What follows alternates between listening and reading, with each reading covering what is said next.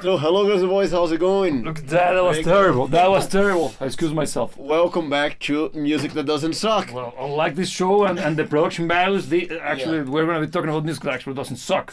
Yeah, indeed. So yeah, sorry, it was a mess. The thing is that we realized kind of late that I forgot to pick up these guys because we're going to be using it today for the conversation. Yeah. So, Diego, please. So, how's it going? Glad to have you guys who are already here with us. Or Gallet. Or yes, of course, Yeah. because we don't discriminate. Yeah. So in the vein of music that doesn't suck, one of the furthest thing from sucking that I can think of whenever I think of music is actually Deep Purple. Yeah. you're Because right. almost 6 full decades of not sucking at this point in time. Has it been that long? It's been that long. Wow. Because like from 67 or 68, I think the first album. Yeah, it is. And well, let me remind you that we're in 2025 already. The year of the Lord. God damn. It's almost 60 years, man. And rocking. And rocking. Yeah. Keeping rocking, right? Yeah. But look, before we get into that, In space. look, Okay. Yes. before we get into that, would you like to introduce us today's? Oh yes, this is a fan favorite. Totally not because I'm running out of booze. No, this is actually. Look how beautiful your shot is. So, use yours. What is this? Okay, so what's this? This is a waterproof watch, like the one I'm wearing. That was lame. I excuse myself. Yeah. No, yours is not. Yeah. So yeah, no, this Water is resistant. this drink is water resistant. It's a waterproof watch. It's basically speaking a very similar beverage or a booze oriented drink, similar to a Negroni, but you swap the vermouth for Amaro Montenegro, which is a beautiful booze. It's probably my favorite. I wouldn't drink it as it is. No, straight is. It's way too Yeah. powerful, right? Yeah. It's savory. It's very savory. It's savory, yeah, savory is the word because it's not even that alcoholic, but it's damn, it has plenty of characters, very sophisticated, and Aperol, which is girly version of Campari. And give it this kind of orangey tone. Yeah, that you see. exactly. And as you can see, it's very beautiful looking, Yeah, it's a nice looking drink. and the drink itself is very, very tasteful. It's not aggressive as a Negroni. Yeah. Yes, a Negroni tends to be like that's a manly drink. Yeah, it's very intense. It's my favorite, being very honest. I prefer Negroni over this, but I didn't have enough of the rest of the ingredients. So santé. Oh, cheers. And actually, damn it, whatever. Yeah, That was good. No, It's it's, good. it's fantastic, man. Yeah. The things that I was thinking, I should have.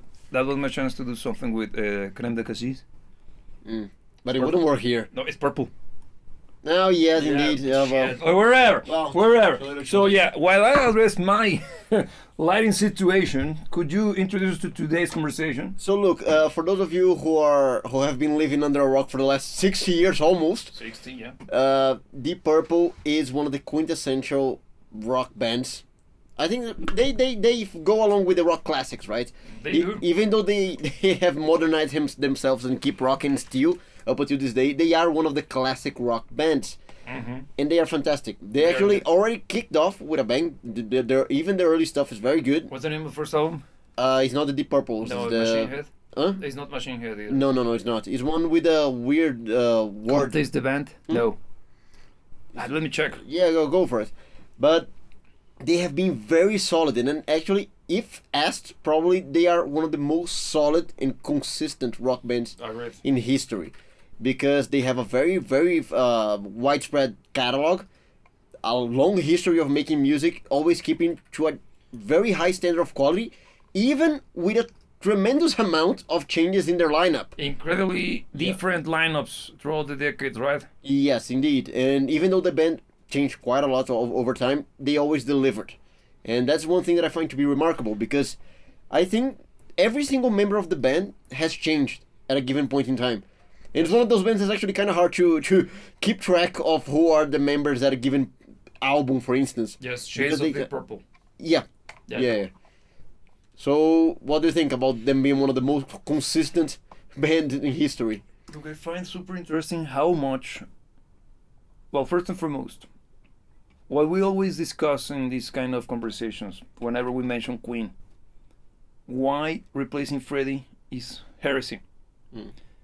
because he's an integral part of the sound of the band, right? Without Freddie Mercury, Queen is not necessarily speaking existing. And your control is not working. Is it off? Doesn't seem to be. Okay, let me fix it.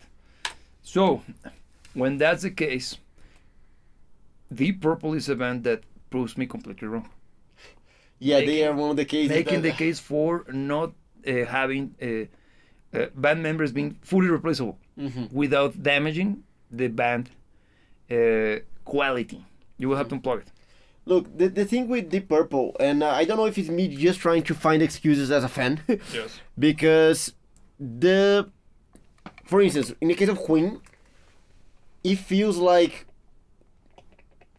Like what? I fix it. look, it feels like there is a very defined leader in the band. A person that is ahead of the rest, not necessarily in musical chops or in importance even, but as a driving force for where the song goes, for Yeah. where the music goes. In the case of Queen, was Freddie. Yeah, indeed. In the case of Deep Purple, it always felt like, even though you have remarkable personalities and fantastic musicians, that it was a more divided effort. It always felt like the music from Deep Purple was the result of the many fronts of Deep Purple coming together, rather than one driving force leading the rest. Yes. And that's an impression that is totally mine. This is just me making a comment on what I think. The thing is that the sound of Deep Purple was very consistent, probably because of them being very clear in what the vision for the music produced by the band was and always was meant to be. Don't you think? Yeah. Because their music is very much driven by the sound of the organ and the combination between organ and electric guitar. Yes. And speaking of organ, John Lord. Which I think is probably the most, even though, for instance, you have Ian Gillan, you have Richie Blackmore, I think the most quintessential member of Deep Purple is probably John Lord. Agreed, because his approach to writing music, being such so inspired and actually driven by the sound of classical music, it makes him very much the perfect match for someone like Richie Blackmore. Indeed. Because Richie Blackmore is clearly inspired by the sound of Bach and all of those great composers from different eras. But then you got John Lord, who actually knows how to play Bach on an organ, right? Yeah. And bam, magic happens. And here Roman here, how is it going? Hey, Roman, cheers. He'll first come here saying Deep Purple with Ian Gillan and David Coverdale. I think we're the best. I agree. I think Rainbow with Ronnie James Dio is the bastardized version of Deep Purple. Come on, man. I thought we were friends. Man. But I kind of see why. Talisman, the Book of Talisman. Yeah. Yeah, that was the one. That's the album. Yes, exactly. I can see why would you say that is the bastardized version. That doesn't mean that it sucks. Being a bastard is simply an illegitimate son. It's a non-recognized son, Which but is it's still clearly a very, very good thing. It's what is. Okay, so I can see why you would say such a thing, because when you analyze Rainbow, especially when Dio was part of Rainbow, the sound of the band. Think of Kill the King. That sounds like Deep Purple on steroids. Yeah, I don't think the early Rainbow sounds like Deep Purple. I think they are a beast of its own. Stargazer. It sounds awesome. It doesn't sound like Deep Purple. It sounds like a continuation, a bastard. That's not a bastard. It's if anything, it's an evolution. No, sorry. Somebody's getting pissed. I think it's a Rainbow with Dio and Richie Blackmore is No, it's fantastic. Way too good, man. I love Rainbow, man. The thing is that I don't see that as a necessarily speaking controversial stance. It kind of makes sense. It truly makes sense because it's very similar, but not the same. Look, of course, it's taking upon what was done by Deep Purple first. Because Yeah. the whole neoclassical approach to rock and roll is something that Deep Purple was basically the forefather of that, I think, more than likely. Don't know, but could be one of the most One of the most prominent. Yes. And specific musicians within Deep Purple, John Lord and Richie Blackmore, were the ones that carried that kind of neoclassical approach to rock music. Agreed. And Richie Blackmore having become part of Rainbow later on, it of course carries some of that as well. But I think the presence of Dio in Rainbow makes for a completely different beast than Deep Purple. No, I won't say better or worse because that's a different story. Is this a case of fanboyism? No, because I'm also a fanboy for Ian Gillan. Gillan. It shows even the name, the pronunciation. He's just one of those. Yeah, clearly. No, I'm just trying to be annoying. No, I get your point. I get your point. Clearly. Plenty of experience. Yeah. So, no, it's actually. I see your point as well. The thing is that Deep Purple changed so much after David Coverdale tenure. Because they started to become a little bit more darker sounding. Yeah. More on the heavier side of things and more mature sound. While Rainbow kind of took the adventure-like sound of Deep Purple and pushed it even forward. I don't know if that has makes more sense. Of the fantastical element. Yes. Because that's not a part of Deep Purple, for instance. Deep Purple is playing badass rock music with neoclassical fuckery going on in the instrument. Yes. That's Rainbow. That's Deep Purple. Rainbow is a little bit of that with a lot of the fantastical element that comes out of Dio stuff. I get you, but the thing is that Rainbow's Deep Purple later on, because think of Perfect Strangers, the album and the track. They almost got to a metal-like sound. Yeah, it's a lot darker than some of their earlier stuff. Yes, and still having their Deep Purpleism, but it's not as fun or prog rock like earlier stuff. For example, you got Child in Time, which is clearly inspired by Band Graph Generator and all of those rock bands from the 70s. Yeah. But also you got freaking Smoke in the Water. Overrated, highly overrated. Not a bad track, but Highway Star is way better by orders of magnitude. And even My Woman from Tokyo, not a fan, but it's fun. No, it's a fun song. It's a fun song. No, I don't dislike it. It's a little bit... No, the thing is that if I They have better stuff. They have better stuff. If I can listen to When a Blind Man Cries... Why would you? Why wouldn't I? When I go... Yeah, get me. Exactly. Or even more Smoke on the Water, because... Yeah. So, again, for each his own. But here Roman is saying, Richie, it's an asshole. Yeah. That's very much a fact. Fantastic musician, but he's kind of renowned for being very, very much hard to work with. Very hard to work with. Yeah. And he used to speak Spanish. For real? Yeah. That I didn't know. No, no, but the reputation he got is not only. Yeah. And it was very moody, but they say genius musicians are melancholic and hard to get along with. Yeah. The thing is, the word genius truly applies to him. Yeah. I'm not gonna use that as an excuse for bad behavior, because I don't think it's excused. That I know what you mean. But indeed, he's one. I don't like to throw this kind of over the top words around, but I truly think he was a genius, man. Yeah. Because before the time where virtuosism was already a staple of rock music, yes, he was already doing stuff that nobody else could. He was being way ahead of the curve. Yeah, from a technical perspective and also from a compositional perspective, man, because Deep Purple's music is clearly the backbone for plenty of the progressive metal acts that happened later. Yeah. Because even though they never, Deep Purple has never been a prog band, their music is super influential on plenty of records from 90s prog metal.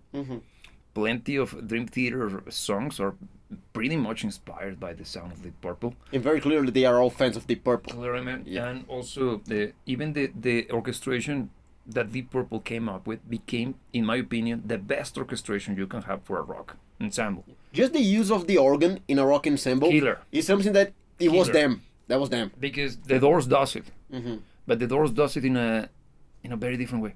They are more on a more, how can I put it?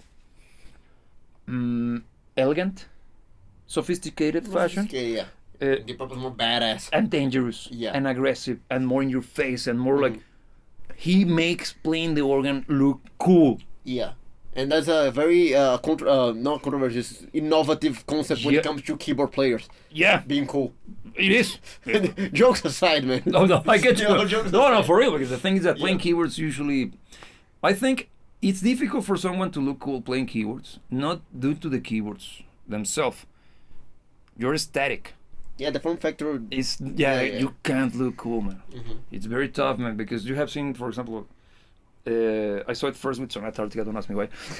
The thing with the keyboard doing this and showing you the fingers when they're playing, like when I saw him, like, That's lame. No, but the lamest. You're good, but and the guitar. The guitar. That was the lamest attempt of Yes. trying to make the keyboards cool. Was the guitar.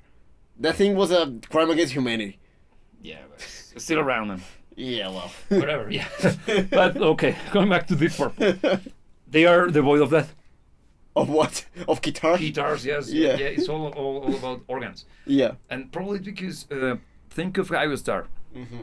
The super guitar solo / organ solo is so good, man, and it's flashy, Yeah. super flashy.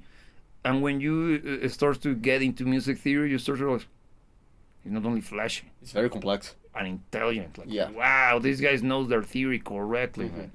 And you see plenty of those moments of actual prowess on over the control of the instruments in many much more modern acts. Because someone a contemporary to them, Emerson, Lake and Palmer, famous for being over the top, Yeah. technically speaking, probably their best, the best of their generation, man by man. Their sound is a little bit more on the I'm having a hard time understand this, Yeah. while Deep Purple is like, that was based. But look, that's one of the reasons why I have so much respect for Deep Purple, actually, is because they brought some of the stuff that was already going on with, let's say, with Emerson, Lake and Palmer, that kind of virtuosism, to a degree. They were way more virtuosos than Deep Purple, but they had some of that technical proficiency and overuse of music theory in a presentation that was ultimately enjoyable, because music by Deep Purple is fun, it's badass, Tends it's to cool. be very rock and roll. Yeah, of course, you have some stuff that a little bit crazier, some stuff that a little bit more demanding on the listener, but on the most part, their music is extremely accessible, 100%. even though it's extremely highly crafted. Yep, it is indeed. It is indeed. And here Roman is saying, I heard Richie Blackmore was the first, one of the first guitar players to use scallop guitars in rock. Don't know if it's true. Me neither, man, but I think I also heard it. Do you know what the scallop guitar is? Is the one that they have You've that the seen- frets are using a No, different name? no, that's true temperament. Oh, okay. Well, so what's that The then? scallop. Have you seen Imby Malmsteen's guitar? Which one? The only one he has. He only uses the same Oh, it's the fender. same? Okay. He's known for having the cream-looking fender, which he's clearly inspired by Richie Blackmore. A scallop is when you have the fretboard has like a little hole, like a cavity, deeper. Okay. To what purpose? Allegedly, it gives you better control. Well, many things. I don't know, man. I have never owned one like that. My Luther friend once explained to me that it's, and I might be incorrectly remembering this because I have always been a singer rather than a guitar player. But if I recall correctly, that an scallop guitar allows you allegedly to play faster and with more precision because it's a much more ergonomic approach for the fingers. Particularly, you usually have the scallop on the much more deeper on the higher scale. It So becomes the lower strings. yeah, the lower strings, and the higher the scale goes, you start to have a much more scalloped. If I recall correctly, I might have the whole thing all the way, all over the place, but it's basically speaking coming from the old lute. Okay. It's very old stuff, and that's the only thing that I know for sure that is the whole thing. Yeah. And Imby Malmsteen, since he learned, he used to be a luthier, not as a profession, but as a in training. He worked on his guitars back in the day. Probably today he has probably the best luthier in the world working this stuff, right? But I think he got it from Richie. All right. That I didn't know. Yeah. Those who are more versed in the whole scallop thing, Guitar lore. please feel free to drop more comments and correct everything I said, because I might be totally incorrect. Scallop guitars are harder to play. Oh, you barely touch the strings. Yes, there is something about it. There is a thing, because I might be getting it incorrect, because well, the thing is that when it comes to scallop guitars, I always think of people like Imby Malmsteen or Richie Blackmore that are aces. Maybe it's because they like to play live in hard mode. Yeah. It's like they're masochists. Yeah. No, there is some reasoning behind it, because the whole thing with True Temperament, the ones that have a sketchy, that I actually know, I actually know. Yeah, because I thought it was that when you first mentioned. Yeah, the True Temperament is the ones that have the weird Angle for the frets. angle for the frets, because on those you're trying to get the length of the strings to be equal on the entirety of the strings that are part of the guitar. Yeah. giving you allegedly a proper intonation. Guitars, as they are imperfect due to the design, and pianos don't have the same problems with the intonation that guitars do, because all of the strings are proportionally speaking the same length. Proportionally speaking. Yeah. Okay, of course. Because the shape of the piano allows for it. Exactly. Yeah. That's why the pianos are like that. Yeah. That's why the grand piano sounds very much different than an upright piano. Let alone a Rhodes, because still a Rhodes is hitting strings, Yeah. Yeah. but it's electrical. Yeah, but that's why a real Rhodes feels different than a piano. digital one. A digital, yes.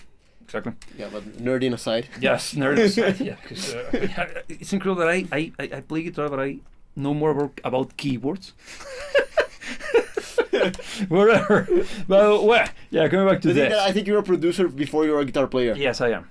That's why, because I know enough guitar gizmos, because I'm good with pedals and amplifiers. But for me, for as long as there's string and a stick, that's a guitar. It works. And it's made half our audience very angry right probably now. 90%. But whatever. So, coming back to Deep Purple. Look, Deep Purple. Now, I have a very personal connection to Deep Purple, which is very meaningful to me. Why? Because they were one of the first awesome bands that I got to know. That really knocked your socks off. That truly knocked my socks off. And I already mentioned the story before. Don't know if on this channel or whatever, but I'm going to mention it again. I got to know Deep Purple because of the soundtrack of Rock and Roll Racing. Oh! Because he's an SNES, right? It was on Master Race and also a port on SNES. Yes, so I played the port on SNES. And it's a very fun game. It is a very good And it actually carries a very interesting soundtrack because it has songs by Deep Purple, by Black Sabbath, by Wait. Legally distinct. legally distinct versions of songs by Deep Purple, Yes. by Black Sabbath. Yeah, you're correct. Yeah. So I wasn't, when I first played the game, I was just a little boy, and I wasn't into rock and roll yet because something was very wrong with me. Pleb. Yes, but I listened to those tracks, especially Highway Star, Oh, yeah. because It's part of the soundtrack. it's you're part right. of the soundtrack, and it's mind blowing. Even 8-bit or 16-bit, 16-bit, it's still mind blowing. Yeah. For those of you who don't know what that Yeah. means, the game itself, the soundtrack, it was produced by a synthesizer. So the tracks, it's very interesting when you study how those old games used to produce sounds, because they relied on a synthesizer, like those. Show them, or if you can reach one, it's basically a synthesizer. Yes, guys. Like something like that. Yes, guys. Yeah. Look, Look, beautiful machines. Look at that, yeah. One of and those- beautiful sounding machines as well. Yeah. That one, totally not the one I fried. Yeah, I did. But and the thing is that your Super Nintendo, had a synthesizer built in, and whenever you play, you put the cartridge inside. You were playing the game. The file containing the order of the notes were played live while you were playing the game. Yeah. So the song wasn't actually being reproduced; it was being played. Played because the size, the file format of is called MIDI. It's tiny in comparison to the sound, to a file format that contains sound, audible sound. So you can imagine that those songs were incredibly well recreated through some of the most archaic possible devices. Yeah. And the fact that it translated that good, because I also played that game, and yeah, I agree with that. Yeah. It sounds super good, and it's testament to how well crafted the song is. Yeah, because the composition has to shine because the reproduction of the sound clearly is going to be very lacking in comparison to the actual song, but the song is that good that still you feel impacted by it even on a lesser presentation. Yes, and it makes and because I can remember that even the guitar solo is there, right? Yeah. Everything, and the composer who managed to do the transcription from the original piece to be played on a goddamn Super Nintendo, did such a great job because even the organ, you can hear the guy actually did something genius and managed to put the entirety of the orchestration as faithful as possible. Yeah. With an incredibly limited system. Yeah, and legally different. Legally different, legally distinct. Yes. Yeah.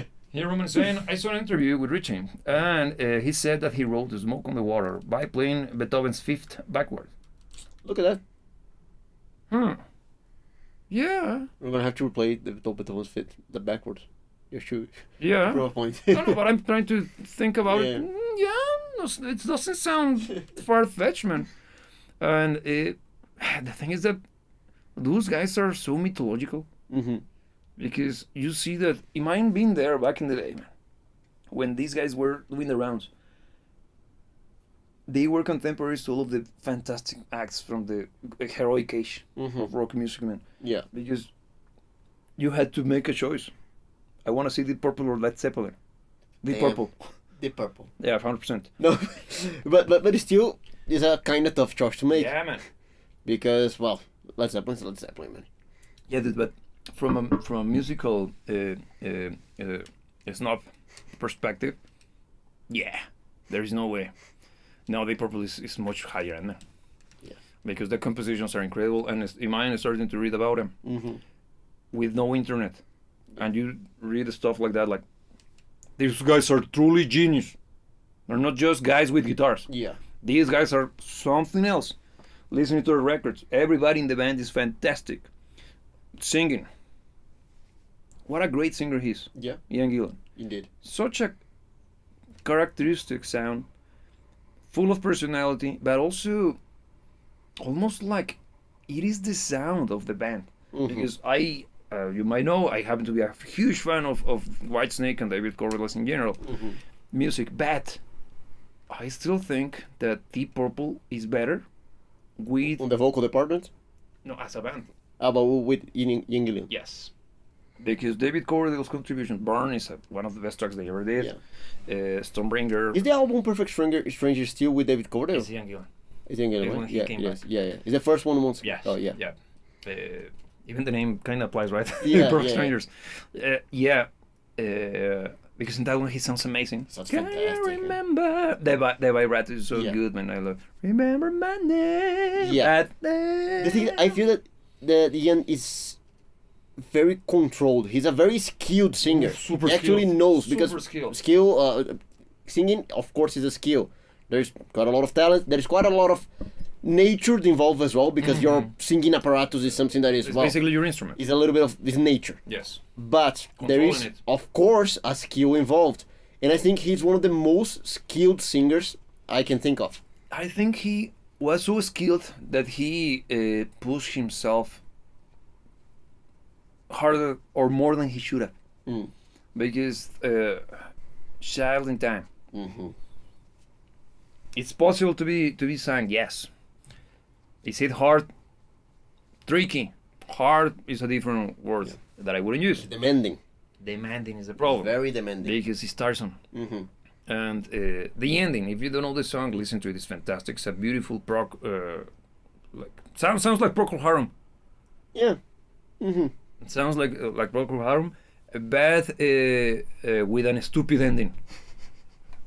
The ending is ridiculous with the vocals. But it's awesome, man. It's fantastic. I love it. The thing is that when I listened to it for the first time, I was already quite jaded and quite into good shit. Because unlike you, I go into Deep Purple as a I like these bands. They mentioned Deep Purple. Let's say. I should say yes. There we go. Of course, makes sense. And, Yeah. Of course. Because I probably, for those of you who don't know, I got into serious music out of Dream Theater, Symphony X, what else? Arian. Yeah, I went for obscure good shit. I can't even imagine what kind of life path takes someone to listen to Symphony X before they've listened to Deep Purple. Well, it was the same life path that allowed me to meet Himike. And also got me in the middle of the ocean with a freaking hurricane above my head. Yeah. That's gonna be a story for another day because that really happened. Yeah. And it was out of rock and roll, but that's gonna take me like an hour to tell. Yeah. to tell the world what actually happened. That's insane. But wherever, my life has been idiotic. That's what I would suggest.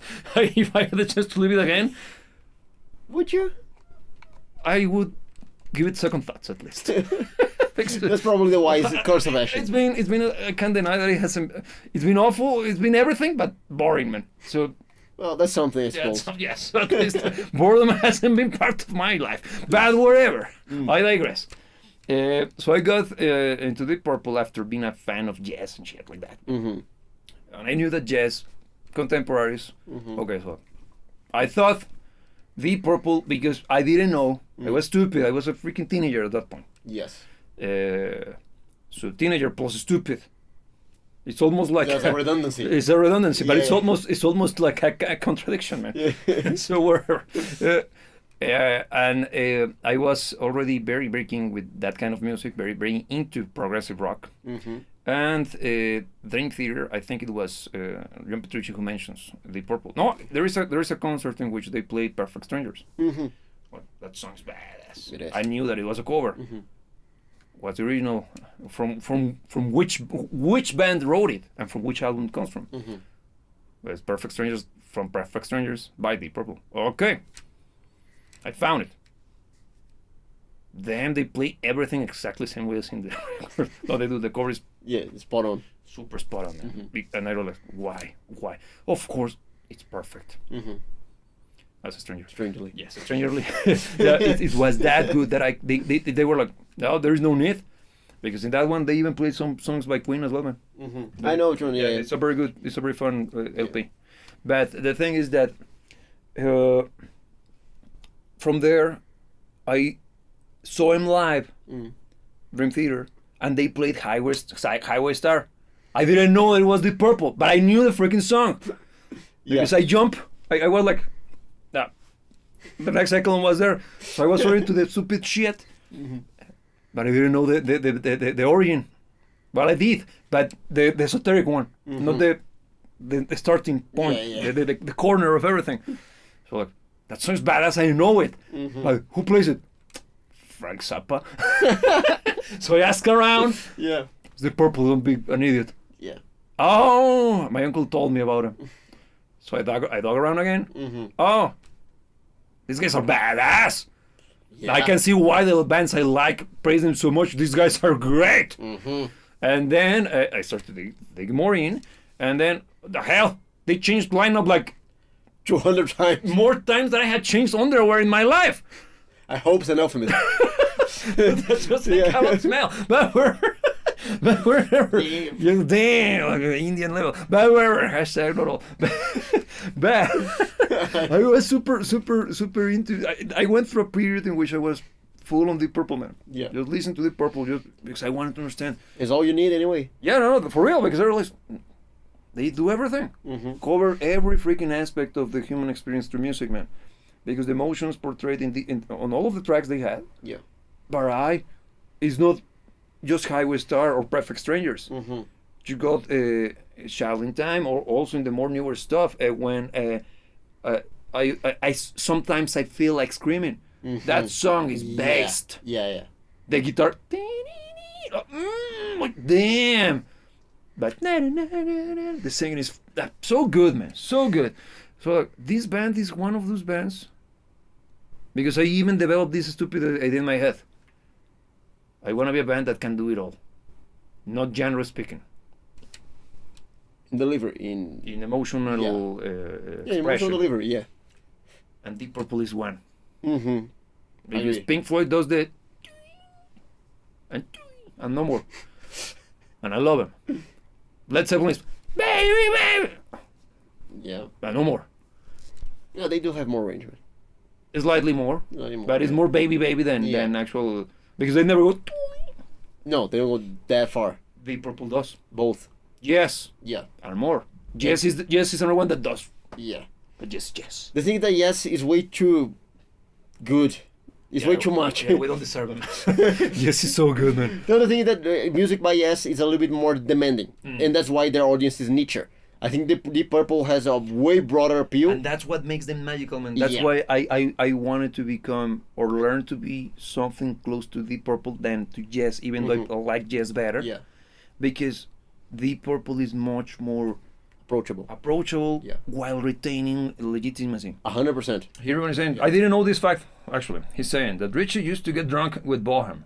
Richie would say a whole lot of... damn it. Richie would say, the thing is that it's not that far, but you know how sucky the screen is? It's horrible. And ridiculous. No, Yeah. it's ridiculous. So Richie would say Whole Lotta Love sucked, agreed.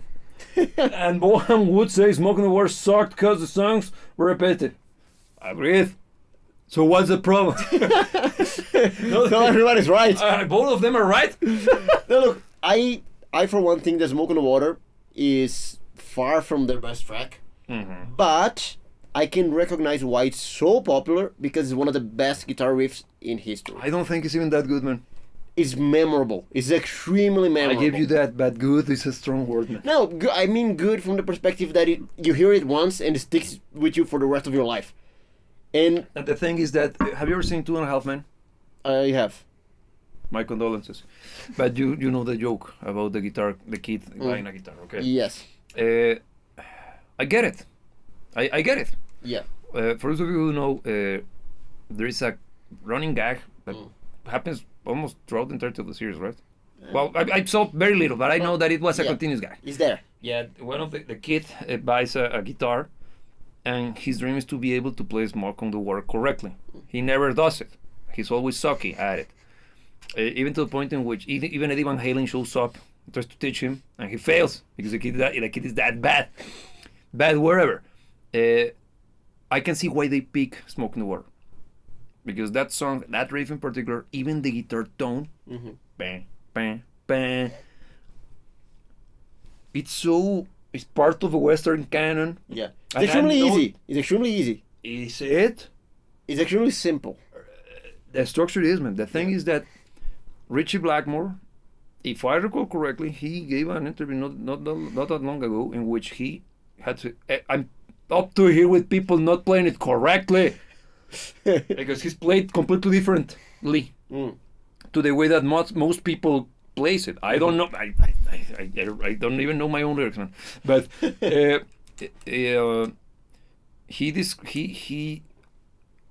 totally different. Yeah, that's what I'm gonna say. And but I can see why people are so drawn to that particular riff because it's similar to Lagrange by CC Top. Yeah. In the sense of it, that's the sound of an electric guitar. And by definition, that's the sound of rock music. Yeah. It's one of those moments, right? Because it's not Eddie Van Halen, it's not Steve Vai, it's Richie Blackmore. Yeah. And it is a rock music anthem. It is, but I'm talking about just the beginning, man. Just the bang, bang, Yeah. bang. It's that important that I knew it in my head because I heard it somewhere. The thing is that in my head, it's glorious. And when I listen to it, as a stupid teenager, lame. Yeah, Why? The song is underwhelming. No. Yeah. The sound of the guitar is tiny. The distortion, the amount of punch is not that much. It's not that aggressive. It's bang, bang, bang. I even hear the reverb on it, and it's like a tiny amount. But in my head, in my own head canon, It was larger than life. because it is. Yeah. And when you listen to the record, like, sounds like that's rock. Get me? Yeah. That if you think of the riff right now, sounds massive, punchy, powerful, like at the top of the mountain, right? You play regular, small, almost boxy, little distortion, almost clean. The rest of it kicks in. The bass is the one that sounds good. I'm not saying the album sounds bad because I think it's the one that they recorded in the hotel in the Alps using the Rolling Stones mobile rig. Man, those were the days. Yeah, That was so different times, man. fun, man. Here, Roman is saying, interview by Jay Tyson, November 12, 2020. Richie once accused Led Zeppelin of stealing their sound. I didn't know. Well, there are plenty of accusations going the way of Led Zeppelin for stealing many things. Yes, including their best song. Yeah, that, so... up until this point, I think they haven't proven to be the original, the composers. So, once the accusations start to pile up, Yeah. you gotta begin wondering if... What's going on? What's going on? What's going on, man? Because nobody gets kicked out of so many countries for nothing. Just saying. And I'm the one with actual stupid, crazy ideas. Well said. That was very good. Just saying, because if you get kicked out of 109 bars, maybe the problem is not the bars. Just saying. But whatever. So I didn't know what it said, but it's, Yeah. I can see why, man.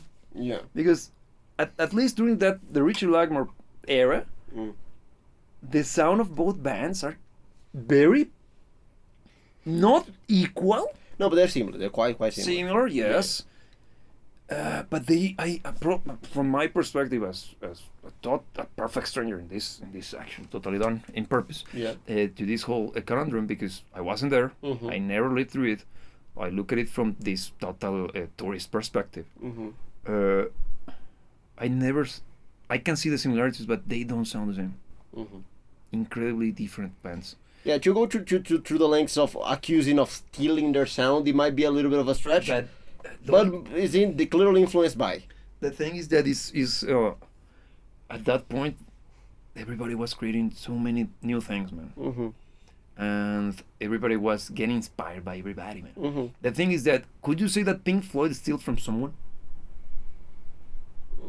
Can you think of a band that sounds similarly to Pink Floyd back in the day? No. No. Not Could really. you say the same about Genesis? Yes.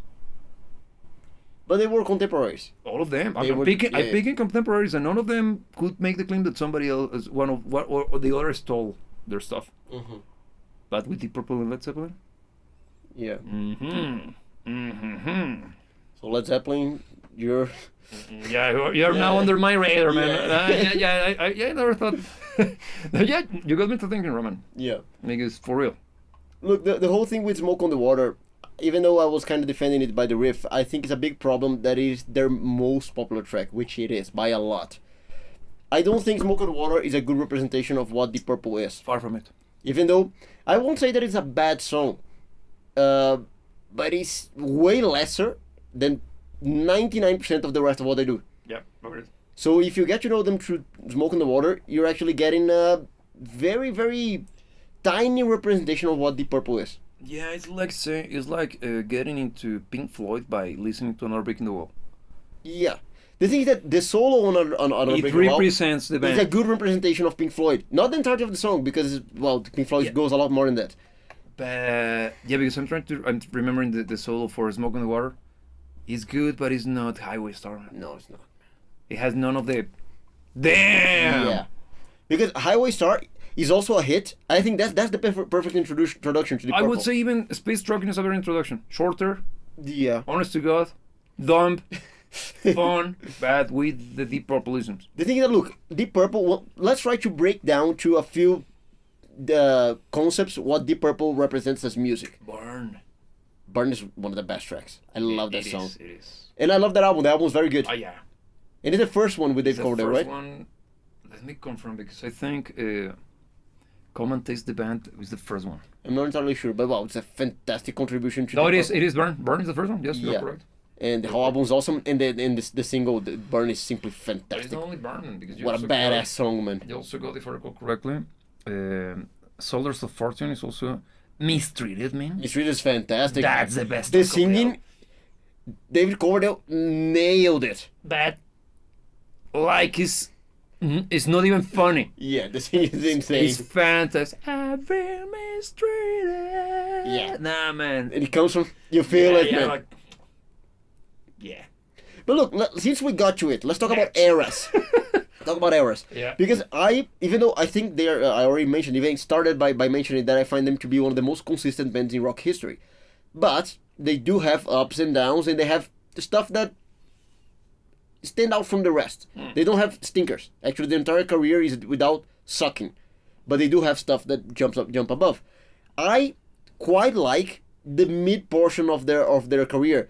The stuff in between David Coverdale and the return of Young Gillan. Let's say in between Burn and Perfect Strangers, for instance, Yes. because those two albums are fantastic. Yeah, They're two different representations of the band, but they both deliver fantastically, man. But they are way too different, man. They are indeed. Perfect Strangers is way darker. Super. It sounds probably it's because it's the early 80s, if I recall correctly. Let me confirm. I think it is. It is early 80s, and it's It to me is 84. Yes. Yes. It reminds me quite a lot to the sound of Motorhead. Has some Motorhead, a little bit of Ozzy Osbourne's solo stuff, Yeah, yeah, and even a little bit of should I say Led Zeppelin, because Perfect Strangers kinda makes me think of Kashmir. See, look, Perfect Strangers has quite a lot of Black Sabbath to it. Yeah. Or you can see, of course, it doesn't sound like it, but you No, can no, see that no. you're already kind of drawing from that. The thing is that if you analyze by dissecting the track, because the beginning is full on Deep Purple, the organ. Yeah. That's Yeah. such a good intro, man.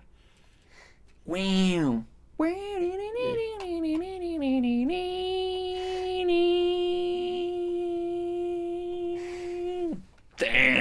Like Yeah, based. it's badass, man. The Black Sabbath is on the slow paced. Yeah, because it feels heavy, but that kind of heavy. Yeah, like That. yes, Massive. massive, punchy, like Godzilla. Mm-hmm. Feels like damn, and the riff is kind of fun. Can you remember the thing's like Yeah. The singing is awesome. super good. Singing man. is awesome. It's ballsy, punchy, powerful, but then when they go to the instrumentals, The time signature change is awesome. you're not expecting it. Yeah. Like that's prog metal, man.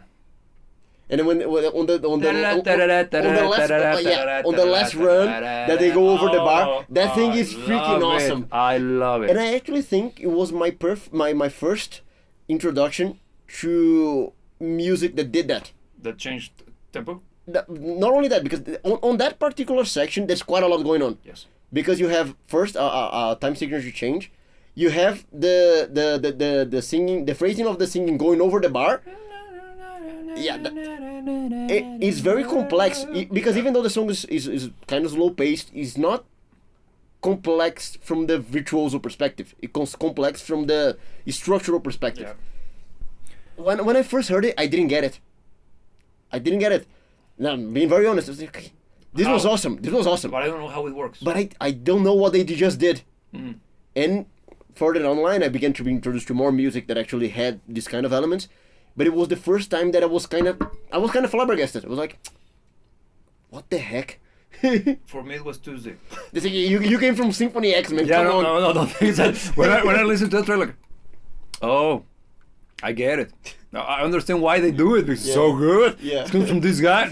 Of course. Yeah. This is badass. And I'm not trying to be proud of it. It's simply like it's a different. My experience was different. Yeah, you came from a different But perspective. it makes already. sense, man, Yeah. because I got my socks knocked off Yeah. by different bands earlier, doing it in a much more extreme fashion. Yeah.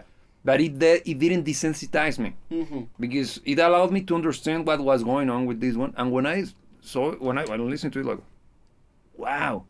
Then I decided to commit the most heinous mistake in my life and decided to buy a guitar. And then I started to pretend to make sound. Well, sound I made. Noise was my business, and the business was very good. Yeah. So it's I started to realize how much I sucked. Okay, my father once told me that people learn music. Okay, I kind of think I understand why. So let me see what I can do about it. Yeah. So little by little, I started to meet guys actually learning music.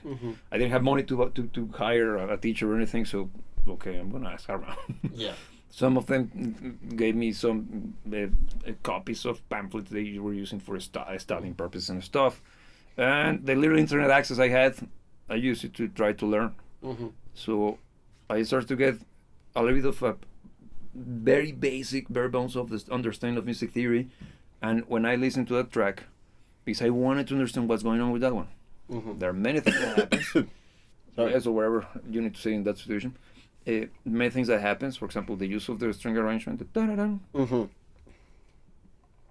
It goes in such a beautiful fashion, orchestrally speaking. Yeah.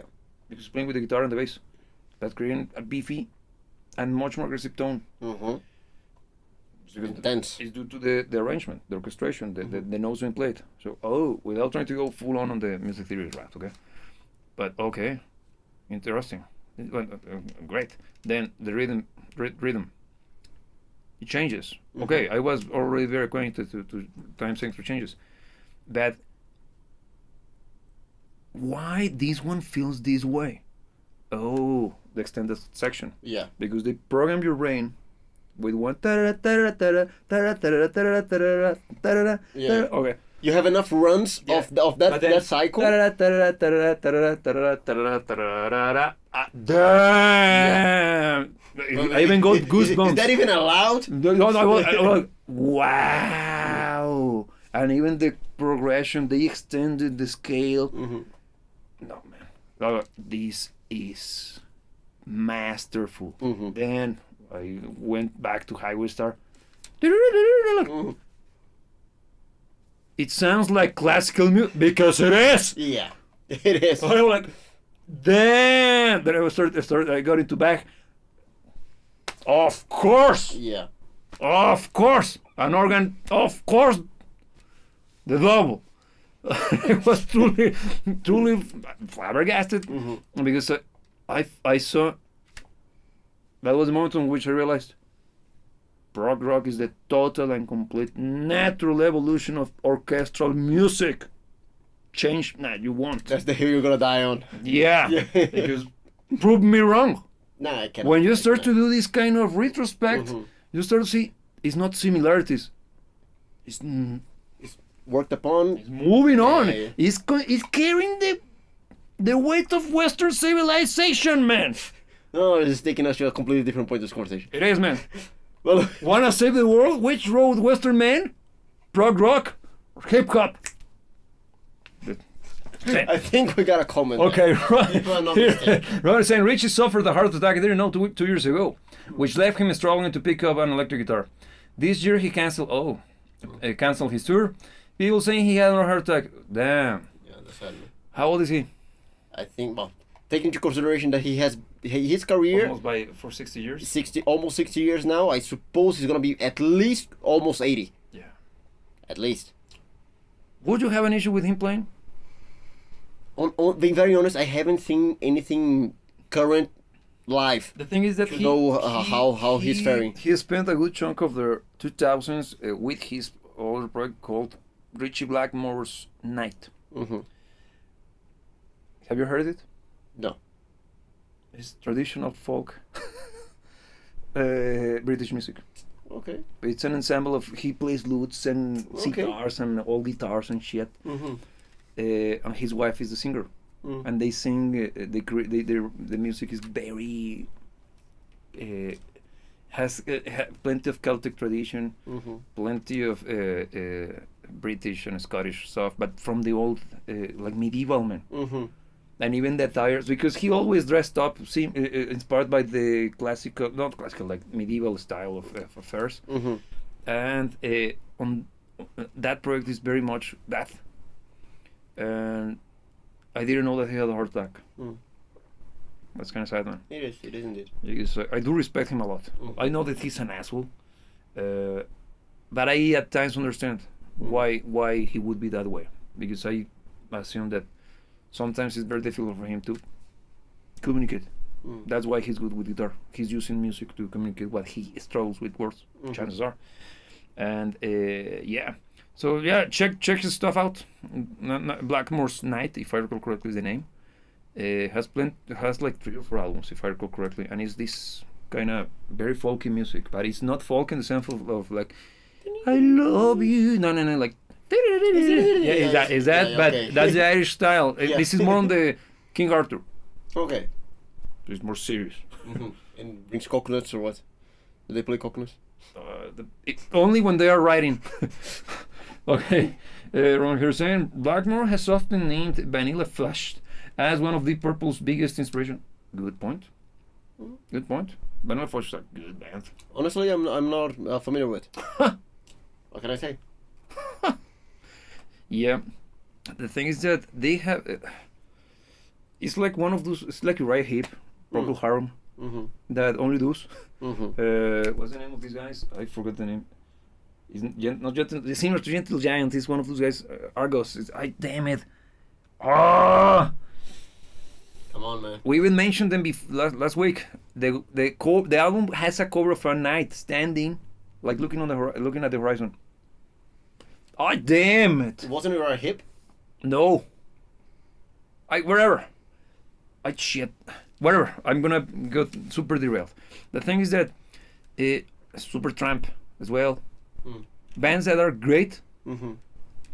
Eloy, that's another one. Bands are super good, and they had a good following back in the day, but they never developed this big momentum, and that's the thing that I don't know why. Well, I don't know why. Some were more useful than others, but it's kind of difficult to justify, don't you think? Because what happened to Deep Purple in comparison to Led Zeppelin? Yeah, even though Deep Purple is extremely respected when it comes to recognition, Led Zeppelin is leagues ahead. But it's not even funny, man. Yeah. They are not in the same league, man. Because Deep Purple is one of those bands that I feel that they got big enough to be outside of the mid tier, that they are so far from the highest echelon that they are in limbo. Look, my play up. I think it's a very complex issue. I don't think we're gonna find one solution that's gonna be the answer to this. But I think one of the reasons why is because they are still active. Do you think? They kept going? Yes, because think of my theory that you already know about Nirvana. Won't go in details into it, but Led Zeppelin stopped being Led Zeppelin early enough for it to create the mythical status.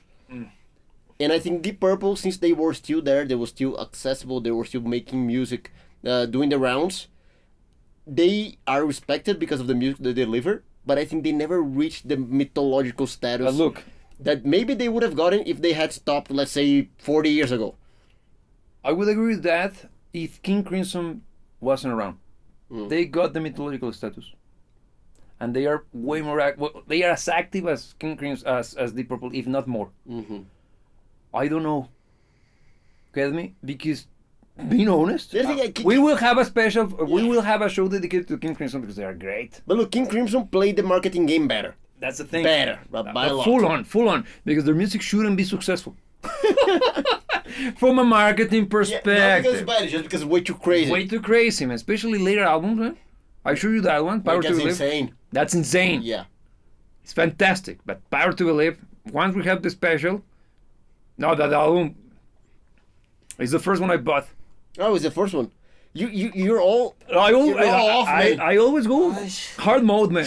You know how I am. What's wrong with you, man? I like to live life on that road. Yeah, I think we can go in depth into that, but I think marketing. Yeah. Deep Purple was way too focused on delivering badass music to focus on marketing. That if I had a time machine, like the meme, I wouldn't go back to meet grandma. Yeah. But John Grandma, no. I will back. What the hell happened to you? You wrote Smoke on the Water and you ended up being mid-tier? The hell? What did you do? For real. Because Smoke in the Water is as recognizable as freaking Stairway to Heaven. Yeah, I think so. If not more. If not more. Because people know more. Dang, dang, dang. Yeah. Then. Ding, ding, ding, ding. Yeah. Because more people knows Stairway to Heaven by name only. But Smoke in the Water, electric guitar, when they see electric guitar, they hear dang, dang, dang. Is that important? How can you drop the ball like that? No, I don't know, man. I do think it's the kind of stuff that you had to be there. It's very hard for us to look back and try to understand, man. Or could it be a moment of... So take us there. Shall I bring my tinfoil hat? No, I don't have conspiracy theories for this. I wasn't prepared, man. If I came up with this idea before going live, I would have shown you probably with a whiteboard like, therefore, it's them again. Every single time, but this time I have no way to prove anything, man. Because it truly bogs my mind, man. I have no idea how you wrote songs that are renowned outside of the rock and roll enthusiasts, Mm-hmm. and still always live under the shadow of the big ones. Especially because you're part of the heroic age, man. Mm-hmm. Because people who are normies, let's say people who are just casual music listeners, the vast majority of people in the world, nothing wrong with that, they know probably the name Deep Purple. Because it's a legendary kind of brand, right? But do you know any songs? No, my uncle used to mention them. But look, even that, I think you're giving them a credit that maybe belonged to when you were a kid. But I don't think if you went to a teenager or early teenager nowadays and asked them if they know the name Deep Purple, I think more than likely the answer will be no, even to the name. Which is, for instance, your Led Zeppelin's, Pink Floyd's, they might not know the music, but they would definitely know the name. They know the name. But I think Deep Purple... The thing is that, of course, the thing is that the name is there. Chances are that they know the name. But unlike the other sacred cows that you mentioned, people will at least know a tune. No, what I meant is I don't think for the younger generations, even the name... Oh, no, younger generations... But dude, we are working with that. We're trying to bring them to the folk, to be part of this clique. And of course, younger generations, how could I know about him when I was 15, when it was the stuff on the radio was freaking Kings of Lion or Leon or wherever, and all of those guys, the Kings, the Bass, all of those guys, the yeah. How could I know? Of course, it was actually hidden from me. Yeah. So that's why I went for the good over the top shit first. Maybe my stupid rebellious attitude. Here Roman is saying, Blackmore liked Malmsteen. Bad indie completely stopped focusing on Blackmore style by age 10. In true indie fashion. Here, there's gotta be more than this. Being frank, of course he would do that. The thing is that Ingrid, clearly there's some correlation that can be drawn between the style of Richie Blackmore and Ingrid, but Ingrid clearly took it a lot further. No, he did. Because he's a better guitar player. And I am a bigger fan of Richie Blackmore than I am of Ingrid. Because of my own personal reasons. Because I prefer the music by Deep Purple than the music from Ingrid Malmsteen. But Ingrid is the superior guitar player. Oh, that's a fact. And he took the whole notion of going neoclassical on your ass to a completely different level. Oh, truly. Yeah. Truly. I like, damn. I love Amy Malmsteen. He's awesome. He's such a jack. No, the jack is an asshole. Yeah, he cranked the whole equation to 11 because if Richie Blackmore is a fantastic guitar player and an asshole, Ingrid is all the way to 11. Yeah. Because he's equally terrible as a guy. Not equally, more. No, it's insane. No, as a guitar player. Yeah. He's both. He's so good. And you can see Deep Purple in his music. You can. Clearly. Yeah. Because Imbi's music is very musical. For real, if you have never listened to his shit, and you only listen to the obvious examples in which he's just going bananas. Yeah, the hypothetical. Yeah, the total wankery. Of course, you're gonna be like, there's no soul to what he's playing. Of course not. He's doing the acrobatic thing. Yeah. But if you listen to his stuff, Rising Force, badass. That song slaps, doesn't it? It does. Yeah, it is badass. Yeah, or the one. Can you remember? I'm thinking of freaking B right now, but damn it, what's the name of that one? It's you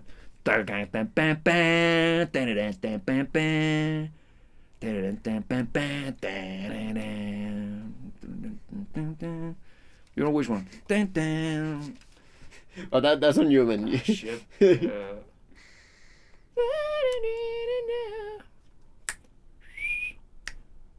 Can you remember? I'll never forget. That one. That song is awesome. And it sounds like an evil version of Deep Purple. Can you remember? You know which one? Yeah, but I know the name. Yeah, oh, yeah. I'll never forget, something like that. It's, yeah, can you remember? I'll never forget.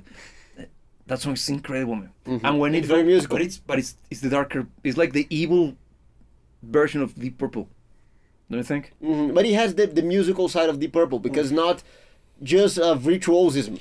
It's actually a fantastic song. Because it's that you vocal can jam driven, to. and actually, when I show you, man, Emil Malmsteen's music most of the time is just singing, has little guitar. Really? Yeah. So why the bad rep? But the thing is that he is an easy guy to hate. Yes, So man. I kind of get why people kind of. Don't tell him. Don't tell him. But I think he still he even developed his personality out of Richie Blackmore, man. Perhaps, yeah. Like it's the influence is big on him, and super. Like, I'm that good, Yeah. and And I know it. I know it, Yeah. and you won't be able to prove me wrong because there is footage of a very old, well, of course it gotta be old, concert of Rainbow. They play all of the good shit with Dio because Dio is there. Is the best. It's after Rainbow, the second one is Rising, right? Rebel Rising, yes. Yeah, after Rising. No, it's Long Live Rock and Roll. Long first one is Roll is Rising. the first one. Is it? I think so. Whatever. Yeah, Long yeah, Whatever. They play music from both. Mhm. And they play Kill the King, man. In all its wonky mid-70s glory. Of course, recording-wise, it sounds like gas. But of It's a course, fantastic song. that they knock the ball out of the park, man. But Richie Blackmore in that one, no, man. No, when he's prancing around the stage, shit, he's like, huh. and probably people were started to get mad at him. Oh yeah. Like, Yeah, what can I do? yeah. Yeah. But and he was like, nice. Yeah. Dio, awesome. And you see Richie Blackmore because they play Catch the Rainbow, man. Mm-hmm. Like, how long is the song? Like 6 Like 8 minutes? I 6 think it's minutes kind of something. long. But it's 6 minutes something. It's kind of almost 7 maybe. That one is 10 minutes. Okay. Richie. Mm. Like an extended, incredible, awesome solo. Super good, man. Inspired. The guy was truly an improvisation. Of course, it was programmed, right? Not programmed. It was designed.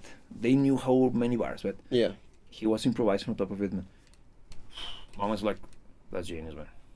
He's truly just bringing divine inspiration just to earth, man. Yeah, like, damn. And at the same time, gloriously, you can see the... So corny, man. The stage had a rainbow. Ah, there I've seen it. Yeah. Laura have seen photos, man. You look so cheesy. But look, man. When the... Playing this super good... Okay. Yeah. Think in terms of how beautiful that section of the song is, because it's when he extends the solo, right? Because they go even super somber, leaving him alone playing the guitar, and just moments of the organ, and That song's beautiful, man. it's a beautiful song. It's beautiful. So while that happens, lights goes out, just one on top of him, and the rainbow starts to shine. No, man, it's the 60s. It's the 70s. Bah! Okay, yeah. Bah! Section by section, the rainbow goes lights up in the lamest way possible. I'm like, oh fuck. I see what you're trying to do. I appreciate the effort. Yeah. I can imagine that that's the best you could do. And probably the other one was like, look at that. Awesome. Bad. It's sad, man. Super sad. And I'm being, with all the respect, because I know it's The thing is that, look, we come from a different generation, man. We are used to production values that were simply impossible at that point in time. So I don't know, maybe the audience was astounded by it. Look, you know? no, I think it's because we have become so, how can I put it? So cynical, man. That's something as wholesome as that, because it's cute. You're You're like, like, no, that should be our reaction. The band is rainbow. Okay, look at that. That's it. We should have stopped there. But no, we are cynical now, man. Way too much, more than we should have, man. We should have. You get me? I don't know if that makes sense to you, because I say this as being wrong with me. Yeah. I should be reacting like that, but if you watch it, you're like, lame. Looks terrible. And because you even see like, look at what we did, like. Whatever. Here, Roman is saying that Richie Blackmore once reportedly referred to Yngwie Malmsteen as the American version of him. Yeah. Yeah, and everything, as all things American, cranked up to 11. Yes, louder, faster, Yeah. much more extreme. Yeah, I wonder when did he say that, because that sounds like the 80s. quite possible. It gotta be, because Yeah. Yngwie became relevant, popular in the 80s. Mm-hmm. Maybe in the 80s or maybe late 90s. No, by the late 90s, the whole American fuck yeah attitude was starting to win out. Was already kind of fading, yeah. Yeah. But look, pick a song. That's a tough cookie. Shall I go first? You were listening to Pink, to Deep Purple, new Deep Purple a few hours ago. No, but look, even I won't bring new. I'm gonna. No, bring no. one- I'm just saying because I'm more acquainted to it than you are. To the newer stuff. Yes, yeah, 100%. Yes. What do you think? To the newer stuff. Yes. It's fantastic still. Excellent, right? I am more drawn. Look, let's try to divide them in 3 different eras. There's pre Ian Gillan leaving, so all the way up to before Burn. Then you get Then you David have Coverdale. David Coverdale, but I consider David Coverdale and the comeback of Ian Gillan Kind of same. kind of the same era up to Sound-wise. what's the name of the album that kind I of got him here. Huh? Got him here. Because look, is that This guy, right? like the beginning of the third era? Yes. I consider to be this guy. Yeah. Yeah. The perpendicular. Yes. Yes. Because I think that then they actually get to kind of modern Deep Purple, and I think from there onwards they kind of kept to the I sound. think that's when Stephen Morse was. No, I think he joined earlier, right? I think it's earlier, yeah. Because I know what you mean. I get you, because Yeah. from there onwards, the sound starts to develop this more. I think it also has to deal with age. quite possibly because they are all well, but at that point in time they are all at least like 50 something, almost 60. 60. Yeah, The oldest. yeah, So yeah, because you start to see, this is the moment of the current version of Deep Purple. yes. Look, Agreed. in from my own perspective, I have Deep Purple in my own appreciation. I like the mid era, probably the best. Really? Then early Deep Purple, and then modern. Okay. And modern, and I have this appreciation not because I think modern is worse than the other ones. It's just the one that I'm least acquainted to. Okay. Their catalog is very vast. Being very honest. with Yeah, you. it's difficult to keep track of everything Yeah. they've done. And being once again, I know I shouldn't do this because you should always give chance to the newer material, especially when it's good. Yeah. But whenever I listen to Deep Purple, I usually gravitate to the earlier stuff. I think that's very common with this kind of band, because since you're talking about a band that has such a heritage, and their music is very quintessential. Yeah, here Roman is saying that stages are Mark 1, 2, 3, and 4. Agreed, man. Yes, actually, he look. I'm gonna use his ordering because it's actually very nice. Mark 1, 60, 68, 67, 69. Mark 2, 69 all the way to 73. Mark 3, 73, 75. Yeah, and 4 basically modern. Onwards. The 80s, 84 onwards. Because most of the core of the band, of what we got today, got established with Perfect Strangers. Yeah, good point. In here, what I was saying about people gravitating usually to the older stuff with this kind of legacy acts, I think it's because their back catalog is so seminal. Yeah. So well, it's the cornerstone of most contemporary music outside of rock, Yeah. that it's very difficult to ignore. And usually, since it's tried and true and proven to be great, people sticks to that normally, especially people, again, how I got into Deep Purple as a teenager, 20 something years, not what, 30, because the 80s were really kind of far away already at that point, from their huge comeback with Perfect Strangers and stuff. How and why would I get into the music? I went for the stuff that was available to me, and usually is the classic. In my case, I happen to be always in the lookout for example, whenever I look for music for a band, especially a band that I discover, I always on a system such as Apple Music, I go for the go and pick the first album. Then I see which one is the latest. I never pick the latest. I pick one album prior to the prior to the latest, and then I go and find something in between, randomly. Why? It's very interesting to me to see how the evolution of the band progresses through time by picking samples. Yeah. It's not that I'm not gonna listen to the albums. Of course, that's what actually I do. But I don't necessarily speaking have to begin with the first one, the oldest one I pick. Yeah. Why? Because maybe I got introduced to them by the newest stuff. So I go to the newest stuff, get acquainted to it.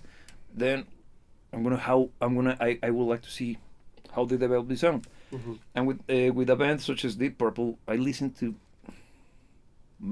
basically everything. The thing is that this is gonna be fun. It's one of those bands that I rarely play. Why? Maybe because they are so important to me, and I know it sounds kind of contradictory, but maybe it's because musician speaking, no longer a fan, that I see them as like a textbook. Get me? My respect, my appreciation to their music is so freaking big, and that even changed the way I see and listen to their music. The same what happens with jazz. With Pink, I never listen to them. I never listen to Dream Theater. All of the bands I always praise. I rarely listen to them. It's not because I don't like them. It's because I look at them from a very different perspective, man. I learn. Yeah. I don't enjoy. It's not even something to be enjoyed. It's something to be studied. Yes, that's what I do, man. And I wanna give them the full scope of my attention, which is tiny. I'm retarded, but I try to give them everything I got out of my interest in learning their stuff, man. Because they hit me that hard for a reason, and I want to understand why, so I can do it. Yep. So yeah, song. So look, another one that I also have a personal connection to, the fantastic song. It's not our best, but it's a fantastic song, which is Black Knight. Yeah. How we got to the end and we never mentioned Black Knight. Yeah, it's such a good song, man. I don't like it, but it's a fun track, man. No, it's a fun track, but the thing is, once again, how the Deep Purple actually had an impact on me as a person. Because first there was Highway Star, bringing me a whole new horizon of music. Wow. And then, after I began playing the drums, bad decision. After I began playing the drums, shittily, by the way, got into a very shitty, by the way, cover band. By the way, that decided for some reason to add Black Knight to the repertoire. Okay. And at that point in time, I'm talking very, very early stages of me beginning to play the drums, okay? So I even mentioned to you, I did probably mention here in the channel as well, that one of my first goals, drum-wise, was actually play Foo Fighters. So yeah, very low bar.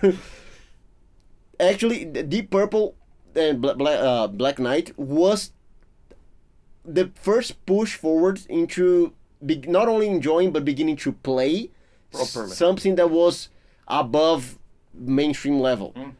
Because Black Knight is not a hard song to play, but it does has its details, it's proper music that makes it a little bit above the rest. Yeah. And since the time we played on a very shitty cover band that played whatever, shitty covers, that was kind of the high end of what we played at the time. Okay. And it was something that pushed me. What was the tricky part? Because there's one of the feels that happens on the second, on the third time that happens, that the drum plays the feel in between kind of toms and kick, but it's kind of double tempo. Oh yeah,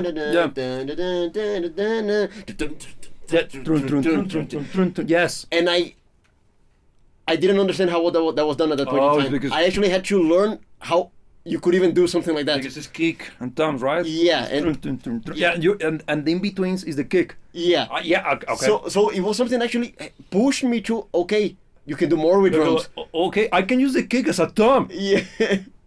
Yeah. Take into the consideration that I was just a stupid teenager in a stupid, shitty. Yes, gotta be said. By the way, please. Okay, yeah. Here, Roman Speak is Straight Between the Eyes album with John Lynn Turner is too pop. I didn't like it. Yeah, that's from which era? Let me check. Straight in line. It's in between, right? Things that kind of later, but not so late stuff, I think. Yeah. Yeah, yeah. I don't have it here. No, my first. Yeah, yeah. But music stuff. But I can get you. I can get you because Deep Purple in my head is not a soft, mainstream sounding band. No. The thing is that they good shit, but somehow managing to keep it real.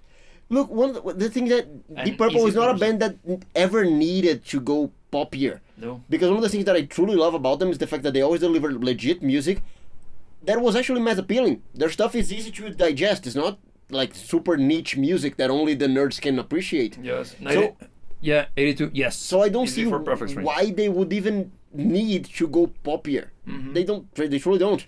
No, the thing is that they do pop very well. Think of My Woman from Tokyo. Yeah, That's clearly pop oriented. but it's a good song. It's a fun song. It's one of the songs that I don't necessarily speaking like.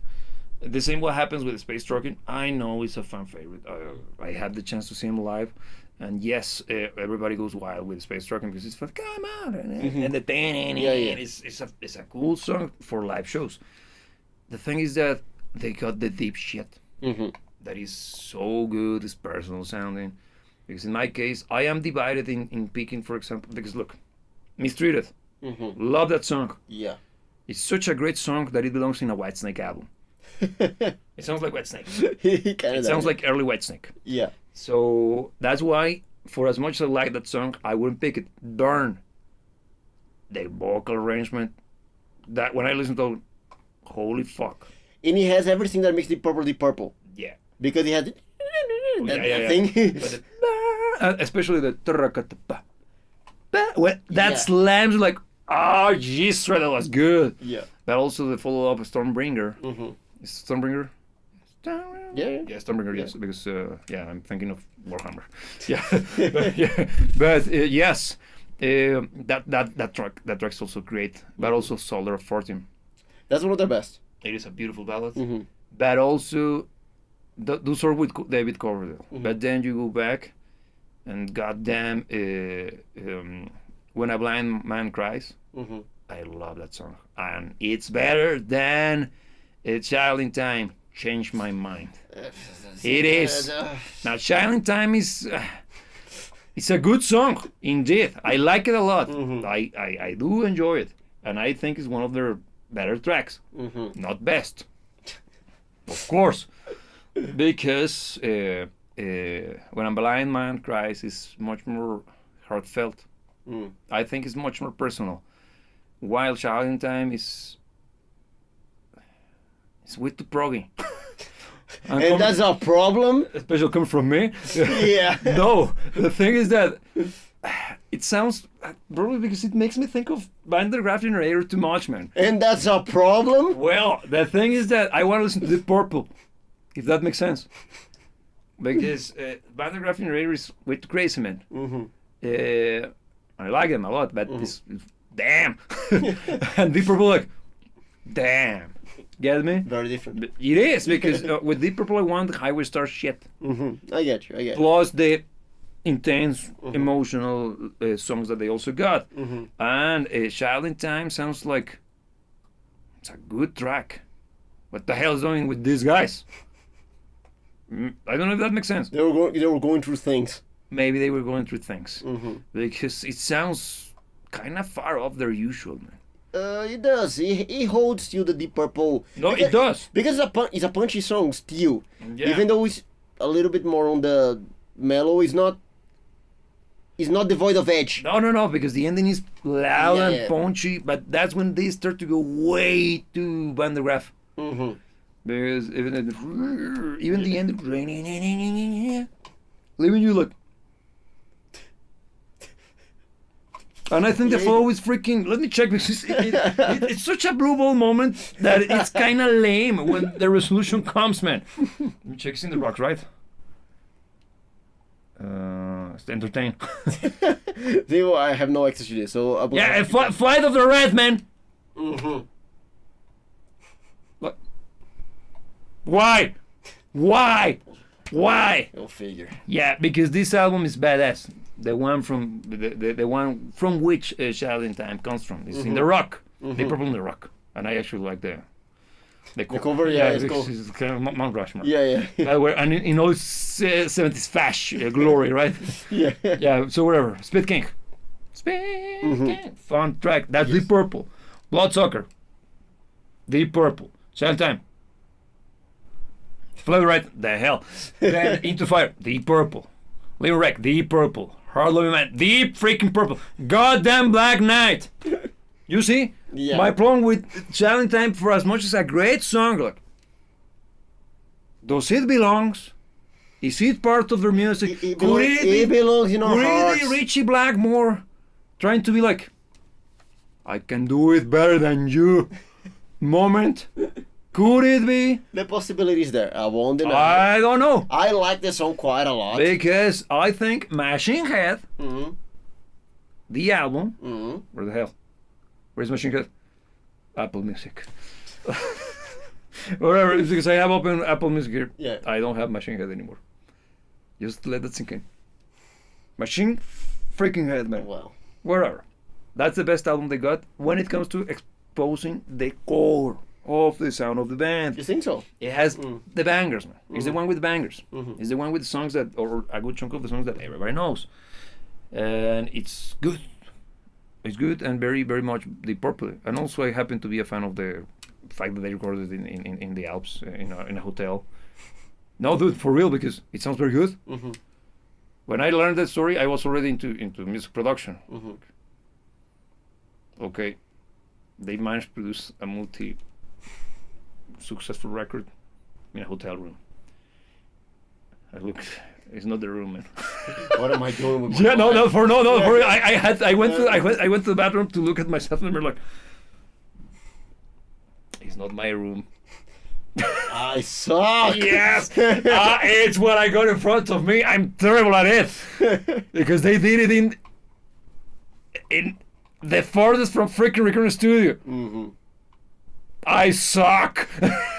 That's the only logical conclusion. Yeah, no, for real, it truly got me depressed. Like, and they wrote bangers, anthems, and produced them using a mobile rig in the 70s.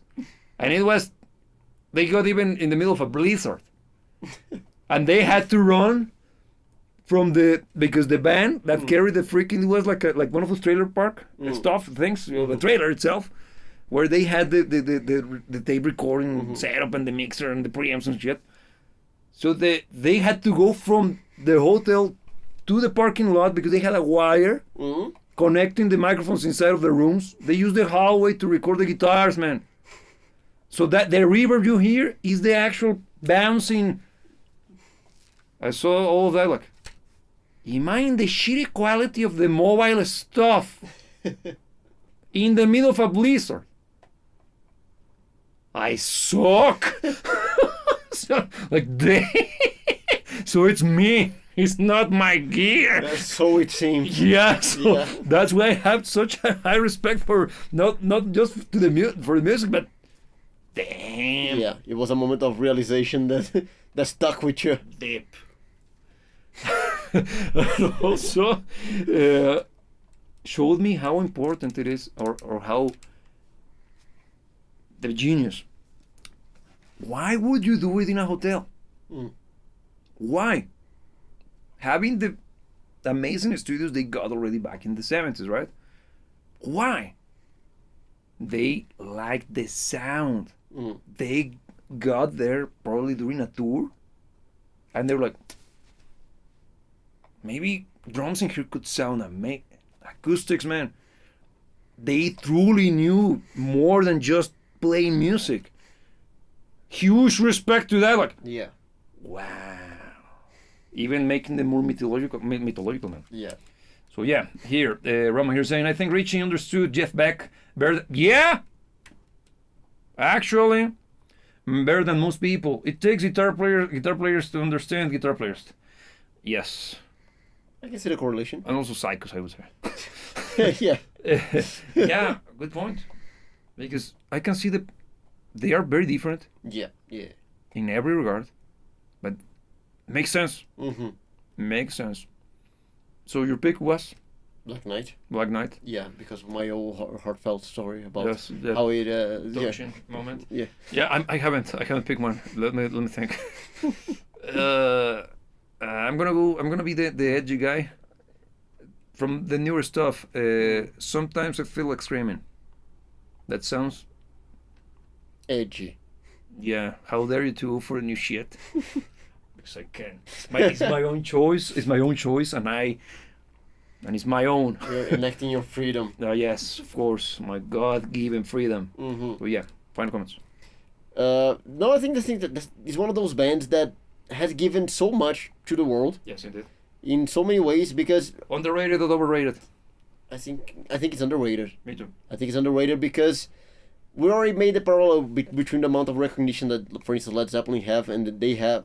I think they are even more impactful, not at a mainstream level, but I think they were more impactful to music than Led Zeppelin. Roman Speak I is would dare to say. Roman Picks is Burn. Burn? Great pick. Yeah. Yeah, no, both the album and the song are fantastic. Yeah, I was this close from picking Burn as well, but I wanted to be the edgelord. Look, Burn, I think is a great pick because I think it's the song that gives you everything In a short format. in a short format. Because, look, what do you think about when you think of the Deep Purple? Badass. Burn is badass. You think of neoclassical shit. Yes. It's got neoclassical shit. Yes. Insane guitar playing and keyboard playing. Ooh. You got it there. Yes, in spades. Awesome singing Fantastic. with the fantastic vocal arrangements. Yeah, because it's not only David, it's also Glenn Hughes. Yeah, no, awesome. Man, that's killer. So it has everything that makes Deep Purple, and it's a fun song. And you know what? When I listened to that song the first time, I thought it was a gospel choir. Yeah? It sounds Yeah. because like, I don't think the whole band is that.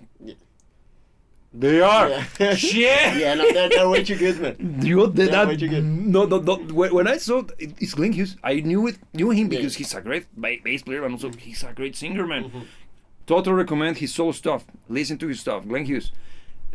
He still sings like that. For real? Yeah. Damn. Don't know what he did, but his voice is exactly like what you hear on Burn. Damn.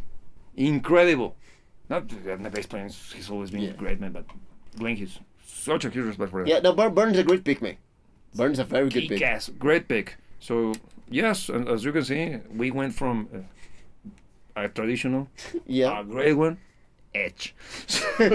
And all of them, Yeah. great. Bastard Deep Purple, Roman would pick Killer King.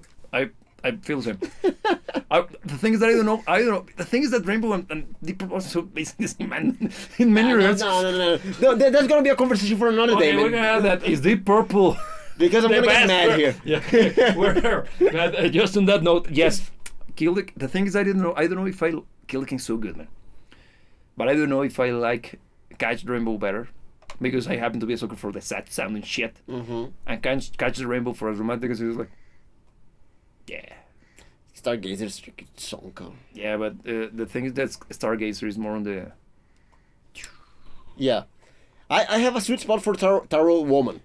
Tarot Woman is good. It's a banger. It is. I think it's a very badass song. But it's kind of... Okay, we're writing The Man in the Silver Mountain and shit, right? This is very proggy. We need some form of a single Tarot Woman. Yeah. But I think it works. That's Lady Evil. That's Black Sabbath. Sorry. Yeah, Tarot Woman. Yeah. I was thinking that's Lady Evil. By Black Sabbath. Yes. Yeah.